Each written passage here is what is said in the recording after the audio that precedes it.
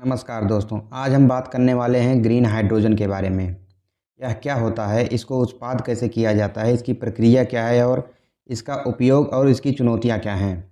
लेकिन उसके पहले आप ये फ़ोटो देखिए। यह एक ग्रीन हाइड्रोजन से चलने वाली कार है जिसे हमारे केंद्रीय मंत्री नितिन गडकरी द्वारा संसद भवन के सामने लेके जाया गया और उसे प्रेजेंट किया गया कि ये भविष्य क्या है, कैसे हम उपयोग कर सकते हैं इनको कारों में, ट्रांसपोर्ट में या अन्य जगह।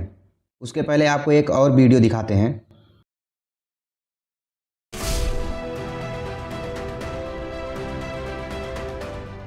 Even we can run our railway, our airplanes, then our trucks, buses, cars, everything on green hydrogen.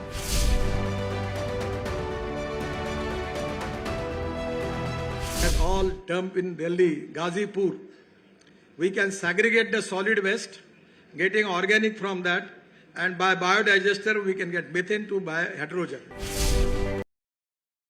अंतर्राष्ट्रीय नवीकरणीय ऊर्जा एजेंसी के अनुसार वर्ष 2050 तक कुल ऊर्जा मिश्रण में हाइड्रोजन की हिस्सेदारी 12% तक होगी। यह बताया गया है अंतर्राष्ट्रीय नवीकरणीय ऊर्जा द्वारा। लेकिन ऊर्जा मिश्रण का मतलब क्या हुआ? ऊर्जा मिश्रण का मतलब यह हुआ कि जितने भी ऊर्जा सोर्सेज हैं, कोयला, जल या फिर न्यूक्लियर हुआ, उसमें हाइड्रोजन की हिस्सेदारी 12% तक होगी। इसमें हाइड्रोजन कई प्रकार के होते हैं जो हम आपको वीडियो में अभी बताएंगे। लेकिन यह जो हाइड्रोजन पाया जाता है, पृथ्वी पर जितने भी तत्व हैं उनमें यह प्रचुर मात्रा में पाया जाता है। जितने भी तत्व हैं उन सभी में हाइड्रोजन का प्रकार उसके बनाने की प्रक्रिया पर निर्भर करता है, जो अभी हम आपको बता रहे हैं। कि जैसे आपको हम बताएं ग्रीन हाइड्रोजन क्या होता है। ग्रीन हाइड्रोजन जो अक्षय ऊर्जा है उसका उपयोग करके यह बनाया जाता है। यह जल के इलेक्ट्रोसिस द्वारा निर्मित होता है और कार्बन फुटप्रिंट कम होता है इसमें। मतलब इसमें कार्बन उत्सर्जन काफ़ी कम होता है। इसके तत्व विद्युत द्वारा अलग किए जाते हैं, जैसे H2 हुआ, H2O हुआ, जल और हाइड्रोजन और ऑक्सीजन में विभाजित कर देता है जल विद्युत द्वारा। और इसमें जल और जलवाष्प ही केवल उत्सर्जित होते हैं, कार्बन ना के बराबर उत्सर्जित होता है। अगला बात करते हैं ब्राउन हाइड्रोजन। ब्राउन हाइड्रोजन क्या होता है? यह कोयले का उपयोग करके बनाया जाता है और इसमें कार्बन का उत्सर्जन वायुमंडल में होता है। अगला है ग्रे हाइड्रोजन। ग्रे हाइड्रोजन प्राकृतिक गैस से उत्पन्न होता है, जहां संबंधित उत्सर्जन को वायुमंडल में निष्कासित कर दिया जाता है। मतलब जो भी कार्बन निकलता है उसे वायुमंडल में छोड़ दिया जाता है। अगला आता है ब्लू हाइड्रोजन। ब्लू हाइड्रोजन चौथा है। ब्लू हाइड्रोजन प्राकृतिक गैस से उत्पन्न होता है यह भी, लेकिन जहाँ इसमें कार्बन को कैप्चर कर लिया जाता है, उसे स्टोर कर लिया जाता है और इसका उपयोग भी किया जाता है कई बार। भारत में हरित हाइड्रोजन का वर्तमान परिदृश्य क्या है, इसमें क्या डेवलपमेंट हो रही है, उसके बारे में बात करते हैं। भारत में नवीकरणीय हाइड्रोजन या ग्रीन हाइड्रोजन उत्पादन के लिए 19,000 करोड़ लगभग 197 बिलियन डॉलर इसके लिए आवंटित किया गया है।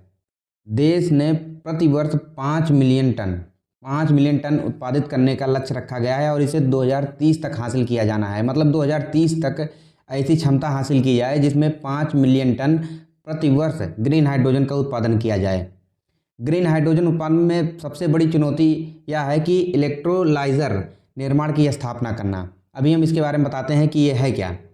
भारत में इस प्रक्रिया को सरल बनाने के लिए एक योजना भी लाई जा रही है।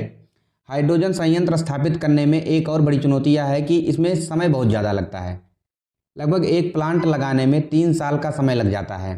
एक रिपोर्ट के अनुसार भारत में लगभग 57 से ज़्यादा रीन्यूएबल हाइड्रोजन प्रोजेक्ट जो चल रहे हैं। भारत में ग्रीन हाइड्रोजन सब्सिडी के लिए भी दिशा निर्देश जारी करेगा और इलेक्ट्रोलाइज़र बनाने वाली कंपनी के लिए भी जल्द ही टेंडर निकालेगी सरकार। अब हम बात करते हैं इलेक्ट्रोलाइज़र है क्या। इलेक्ट्रोलाइज़र यह हाइड्रोजन और ऑक्सीजन के अणुओं को अलग करता है। यह एक टेक्नोलॉजी है जिसके माध्यम से हाइड्रोजन और ऑक्सीजन के अणुओं को अलग किया जाता है। यह पानी के अणुओं को हाइड्रोजन और ऑक्सीजन में तोड़ने के लिए बिजली का उपयोग करता है। जिस तरह से अभी आपको हमने बताया कि ग्रीन हाइड्रोजन बनाने के लिए उसमें बिजली प्रवाहित की जाती है और H2O, O2 और H अलग अलग हो जाते हैं H2O में। उसी प्रकार यह इलेक्ट्रोलाइज़र यही एक प्रक्रिया है जिससे ग्रीन हाइड्रोजन बनाया जाता है। अब कई लोग के मन में प्रश्न आएगा कि हाइड्रोजन दिखता कैसा है, इसका रंग स्वाद या कैसा होता है। तो आपको बता दें कि यह रंगहीन होता है और इसका कोई स्वाद नहीं होता, ना कोई गंध होता है।